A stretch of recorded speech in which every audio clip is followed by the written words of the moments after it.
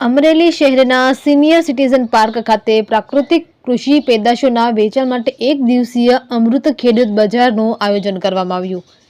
આ પ્રસંગે પ્રાકૃતિક ખેતી કરતા ખેડૂતો પોતાના ઉત્પાદનોનું સીધું ગ્રાહકોને વેચાણ કરતા જોવા મળ્યા। ગુજરાત પ્રાકૃતિક કૃષિ વિકાસ બોર્ડ દ્વારા ખેડૂતોને પ્રોત્સાહન આપવા અને પ્રાકૃતિક ખેતીને પ્રસારિત કરવા આ વિશેષ કાર્યક્રમ યોજાયો હતો।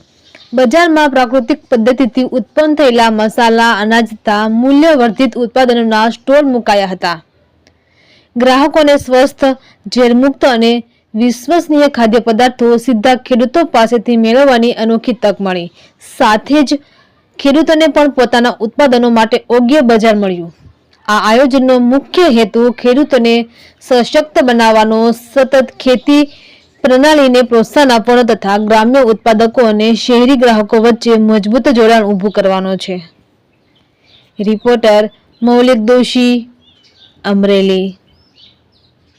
ઉત્પાદકીય પ્રવૃત્તિઓ માટે સંકળાયેલા સ્વસહાય જૂથોને આજીવિકાને લગતી પ્રવૃત્તિઓ કરવા માટે revolving fund, startup fund, CLF fund વગેરે પ્રકારના ફંડ અમરેલી જિલ્લામાં DRDAના NRLM શાખા દ્વારા આપવામાં આવેલ છે।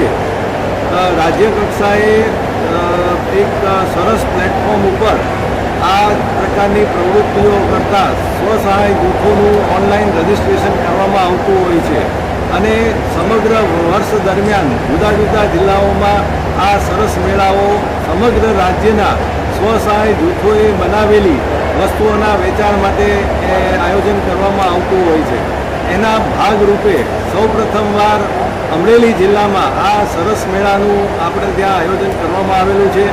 આપણે સ્ટોલની બાબતમાં માહિતી મેળવીએ તો હેન્ડીક્રાફ્ટને લગતા 10 સ્ટોલ, હેન્ડલૂમની વસ્તુઓને લગતા 8 સ્ટોલ, પૂજા સામગ્રીને લગતા 6 સ્ટોલ, પ્રાકૃતિક ઓર્ગેનિક આઇટમને લગતા 5 સ્ટોલ, માટીકામ, આયુર્વેદિક દવાઓ, હેલ્થ અને હાઇજીન અને ઇમિટેશનની વસ્તુઓના સ્ટોલ માં વિવિધ સખી મંડળના બહેનોએ બનાવેલી વસ્તુઓનું વેચાણ રોજ સવારે 9:30 થી રાત્રિના 10 કલાક સુધી અહીંયા કરવામાં આવે છે।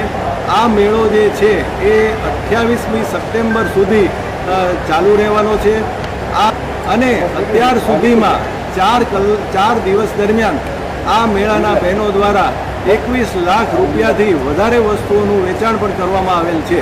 તો મારી અમરેલીની શહેરની અને જિલ્લાની સમગ્ર પબ્લિકને મારી એક હૃદયપૂર્વકની વિનંતી છે કે આવનારા દિવાળીના તહેવારોને ધ્યાને લઈ અને એને લગતી ઘણી બધી વસ્તુઓનું વેચાણ અહીંયા થઈ રહ્યું છે।